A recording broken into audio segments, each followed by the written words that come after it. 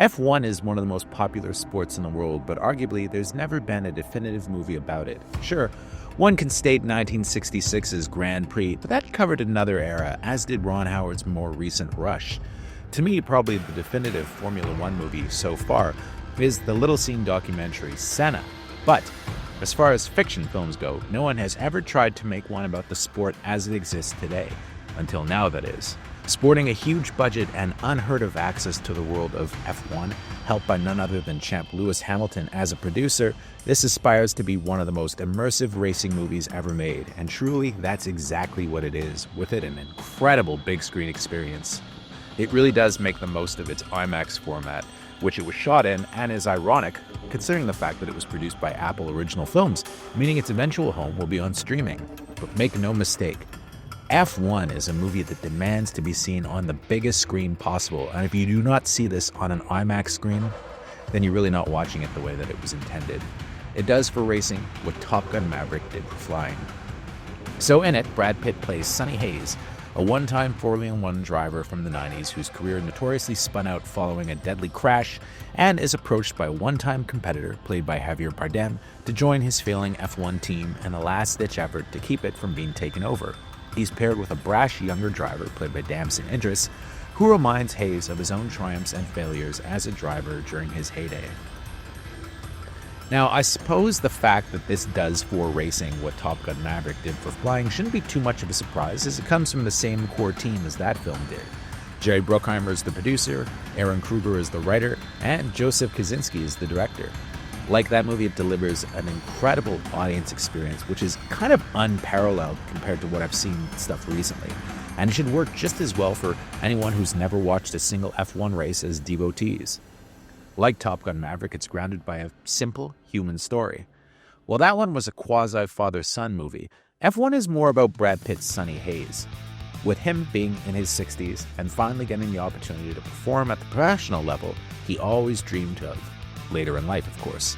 Deliberately channeling the laconic Steve McQueen, who made his own classic racing movie with Le Mans, Sonny's less of a hero than Tom Cruise's Maverick was, even if people will inevitably compare them.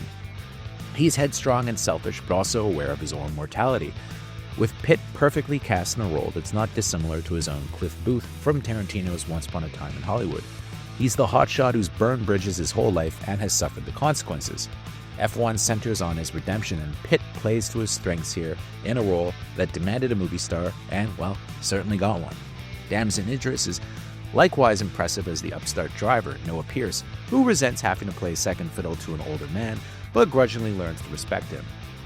Granted, this storyline is nothing new. It is utterly familiar, but I have to say, the chemistry of the actors really makes it work with both Pearce and Hayes prickly enough at times that they never come off as just stock characters. Javier Bardem is likewise terrific as the former racer turned team owner Ruben, whose energy and enthusiasm for the sport kind of works as an audience surrogate, because a lot of people are totally unfamiliar with this sport and he serves as their entree into this world. He really delivers an entertaining performance, while Kerry Condon of the Banshees Min Sheeran gets a juicier than expected role as the team's technical director and eventually Pitt's more grounded than usual love interest. In many ways, I think the movie's rather simple but effective storyline is a deliberate choice, as it helps F1 feel almost like a lost 80s or 90s movie in the best way possible, even if, technically, it might rank as one of the most impressive and awe-inspiring works of pure spectacle I've seen on the big screen in years. It's stunning to look at, and the IMAX aspect ratio makes the racing scenes feel like a roller coaster ride, with Hans Zimmer also delivering an exceptional, propulsive score that ranks with his best work ever.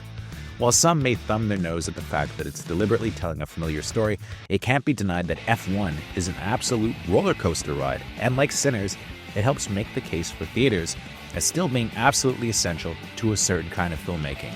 Movies like this, and Sinners of course, gave me a thrill on the big screen that I haven't gotten in a while and can't compare to the kind of, more familiar thing that companies like Marvel are doing.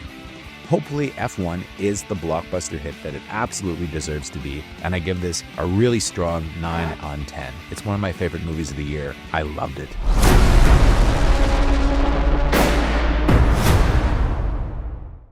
Thank you for clicking on our video, everybody. If you like what you saw here, please make sure you like the video and subscribe and share with your friends who like this sort of content. JoBlo was created by movie fans for movie fans, and we appreciate your support.